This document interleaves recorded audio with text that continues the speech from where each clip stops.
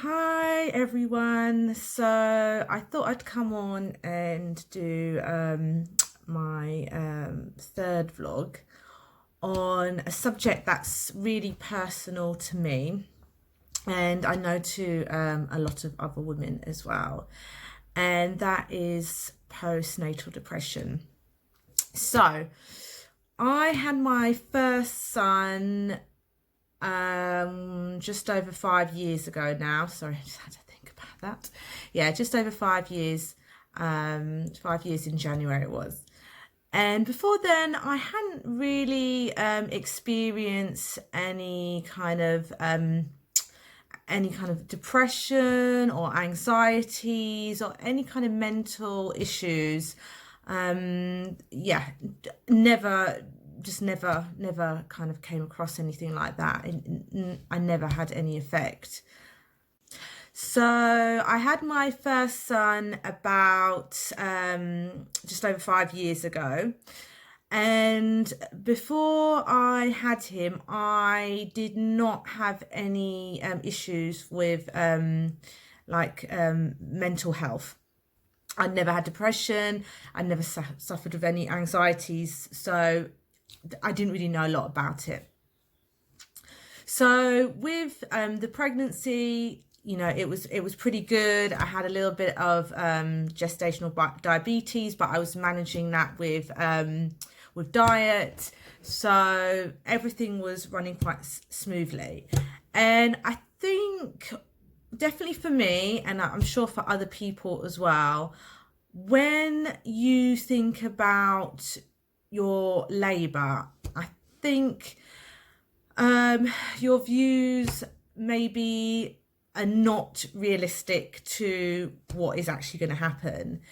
And I think you have all these kind of ideas. I definitely did. I had all these ideas of what the labour was going to be like, what it's going to be like once you get your baby, because you're so excited when you do find out you're pregnant. For my husband and I, it took us, I think it was about 7 months.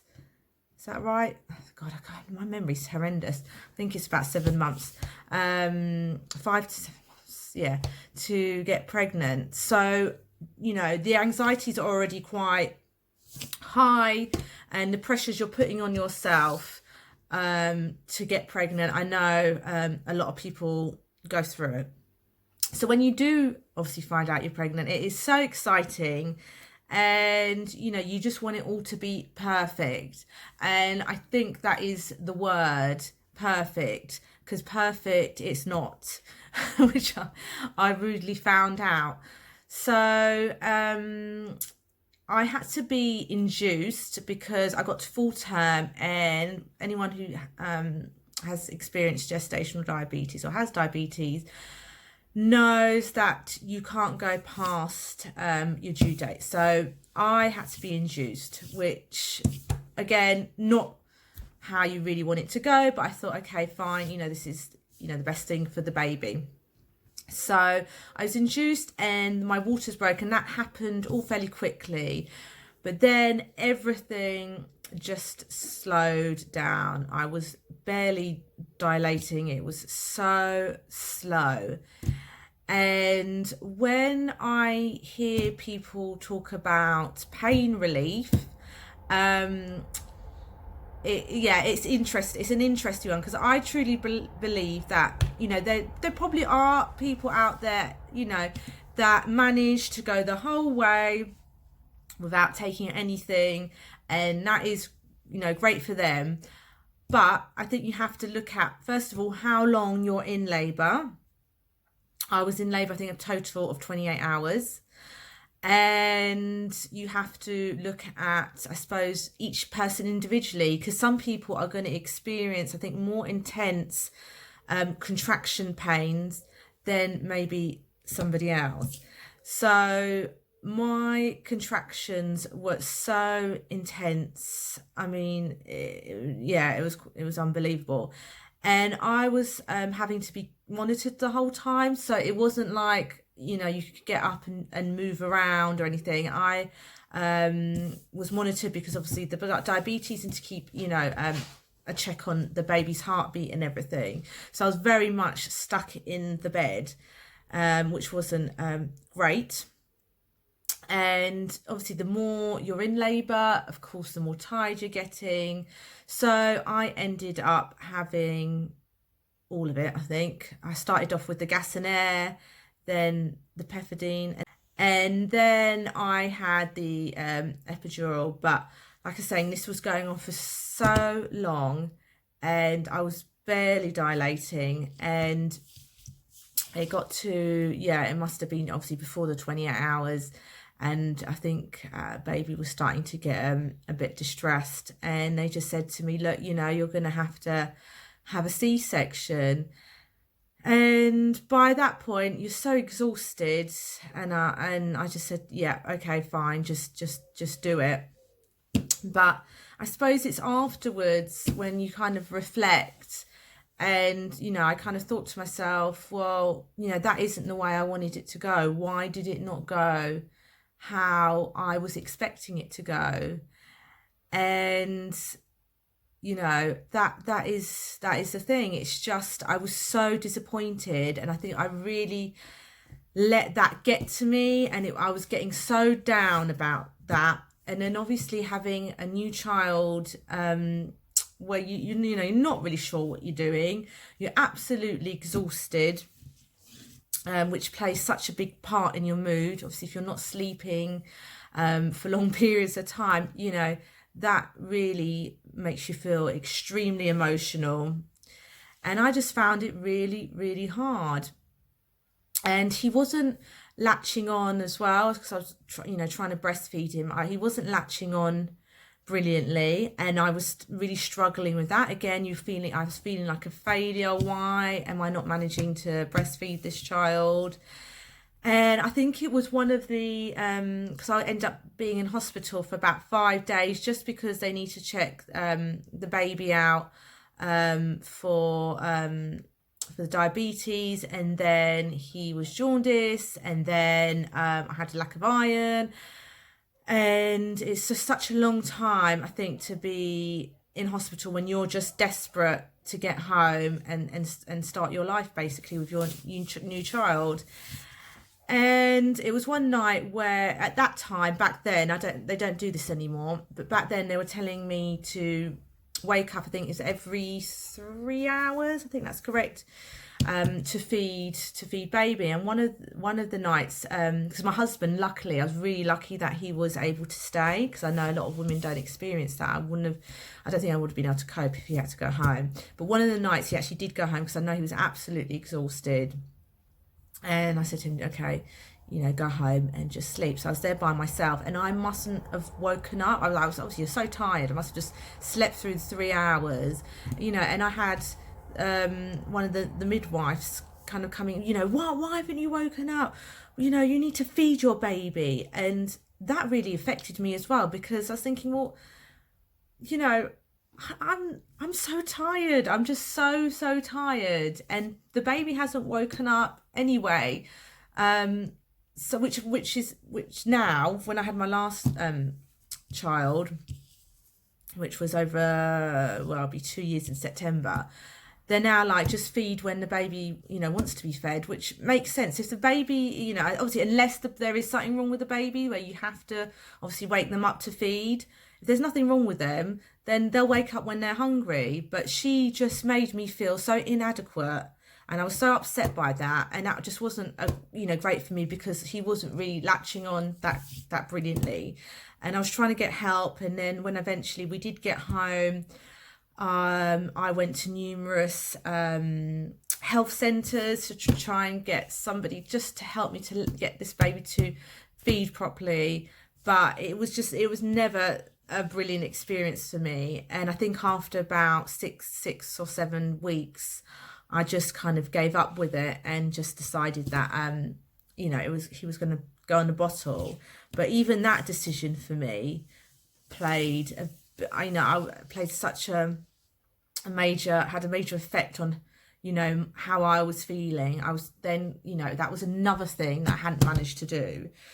I was feeling so low about that, because, you know, again, you watch maybe movies, or you see other mothers, oh, you know, it's amazing, they're managing to breastfeed, but it isn't easy. And I think it does depend on your child as well. It's not just gonna go onto your boob and know what to do. It is hard.